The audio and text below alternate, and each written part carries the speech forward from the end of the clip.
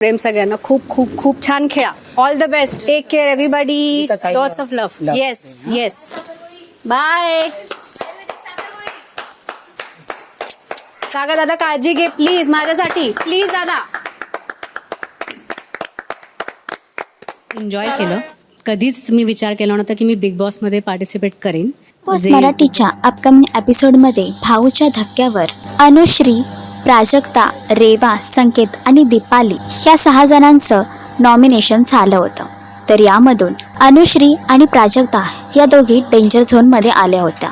तसेच रेवा देखील डेंजर झोनमध्ये आली होती आणि इक्वल करता घरातील 3 सदस्यांमध्ये इक्वल होता. त्यामुळे आता अनुश्री, रेवा आणि प्राजक्ता या तिघांचं महाद्वारामधून निकाल जाहीर झाला आणि यावेळी प्राजक्ता हिने बिग बॉसच्या घराचा निरोप घेतला आहे. तर बिग बॉसच्या घरातील प्राजक्ताचं एविक्शन चूक की बरोबर तुम्हाला काय वाटतं हे कमेंट करून नक्कीच सांगा.